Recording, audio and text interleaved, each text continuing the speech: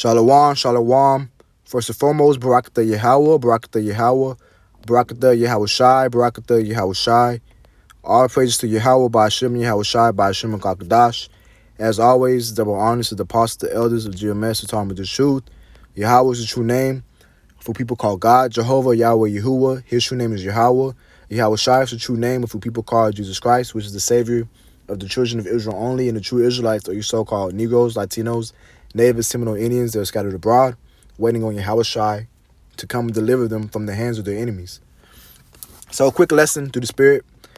I was reading Deuteronomy 24, and I ran across verse 8 and 9. It says, "Take heed in the plague of leprosy, that thou observe diligently and do according to all that the priests, the Levites, shall teach you." Right, because the Levites, they were the tribe that taught the nation of Israel the commandments. And it says, "As I commanded them, so ye shall observe to do. Remember what Yahawah thy power did unto Miriam by the way, after that ye come forth out of Egypt." Right, so he wants us to remember. You see that? Remember what he did to Miriam. And so we're going to go over that story real quick. It's in the book of Numbers 12. So this is Numbers 12. It says, "And Miriam and Aaron spake against Moses or Mashah because of the Ethiopian woman whom he had married.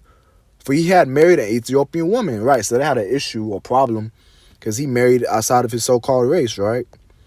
Which there's no law that says you can't do that. You know, the only law that says that is in Deuteronomy 7, which other camps and people break that down wrong. That's only talking about Canaanites contextually when you read verse 1, okay? That's why what Moses did wasn't really a big deal in some of our other forefathers. So let's get Exodus 2 real quick.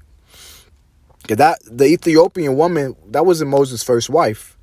It says, verse 21, Exodus 2:21, "And Moses was content to dwell with the men, and he gave Moses Zipporah his daughter, and she bare him a son, and he called his name Gershom, for he said, I have been a stranger in a strange land." Right, so he got a meaning. See, this when you read Exodus 2, Moses' wife was a Midianite. She wasn't even an Israelite, his first wife, right? And I believe the Midianites, they descend from Ishmael. So let's get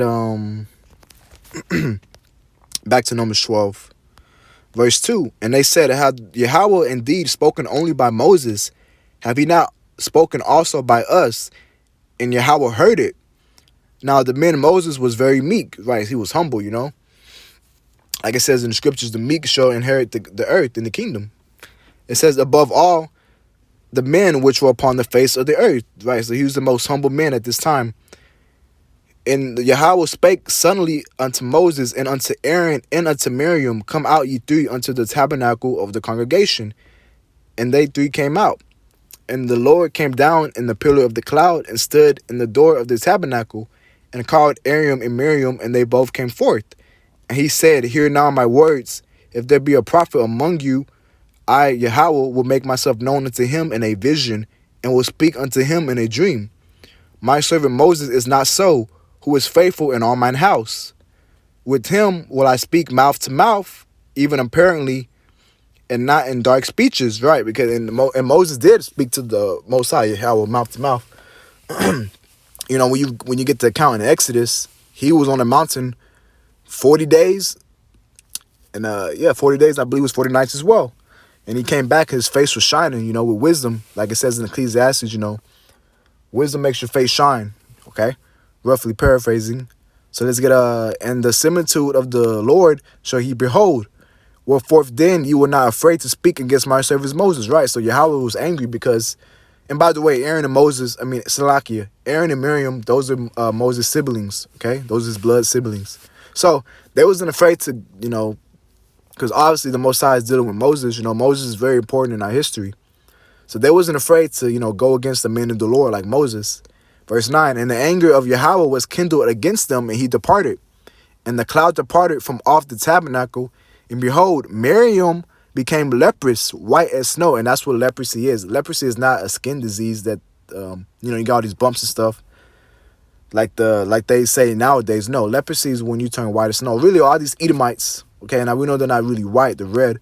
But they're cursed, according to Isaiah 34 and Leviticus 13. They have leprosy, okay? To look like them, that's really a bad thing, right? But in this society, You know, you got our people bugged out. You know, they bleach the skin. They, you know, they try to look lighter, appear lighter. But the true royal look is that dark skin melanin, okay? Now, it says, and Aaron looked upon Miriam, and behold, she was leprous, right? And Aaron said unto Moses, alas, my Lord, I beseech thee, lay not the sin upon us, right? So what they did was sin, okay? Wherein we have done foolishly, and wherein we have sinned, right? Because you actually ultimately speaking up against the men of the Lord, you know, people out there teaching on the highways and byways, being sincere, doing the work. That's really sin, okay? Verse 12 says, let her not be as one dead, of whom the flesh is half consumed, when he cometh out of his mother's womb. And Moses, or Mashah, cried unto the Lord, saying, heal her now, O power, I beseech thee. And the Lord said unto Moses, listen to what the Lord said. If her father had but spit in her face, should not she not be ashamed 7 days, right? And that spit in her face, that was an ancient custom back then, you know. See, our history is very important and masculine, right? Because if you had someone who's out of order, especially a woman, you know, and y'all can look this up, there was the ancient custom.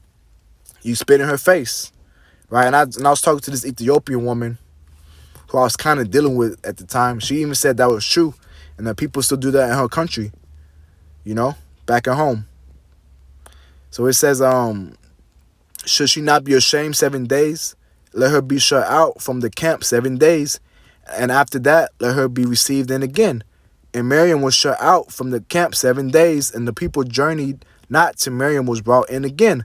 And afterward, the people removed from Hazeroth and pitched in the wilderness of Paran. Right, so what we get from this story, you know, is, you know, Deuteronomy 24, Yahawah said, remember what he did to Miriam. You know, what I always find interesting is why I tell people, you know, when you get the account, verse 1, Miriam and Aaron, they spoke against Moses. But why was Miriam the only one that was punished? Why didn't Aaron get punished? Both of them spoke against Moses. You see, the thing is, bro, and this is the harsh truth, women need to stay in order and know your place, okay? You should not be speaking out against men, period. Now, of course, if a man's going off, he's doing complete wickedness, yeah, say something, you know. Tell your husband or tell your elder or something. But really, bro, you need to keep your mouth closed and stay in order. The Most High is about order, and that's what this society lacks, okay? Now, we go back to the story because this is a very important story. Both of them spoke out, but only Miriam was the one who got leprosy, okay? So with that, I hope to... let me get that one more time. Get this. Deuteronomy 24:9. Remember what Yahawah thy power did unto Miriam, by the way, after that ye come forth out of Egypt. That's right. Remember that, okay? So with that, I hope the video and the lesson was edifying. Shalom. On to the next one.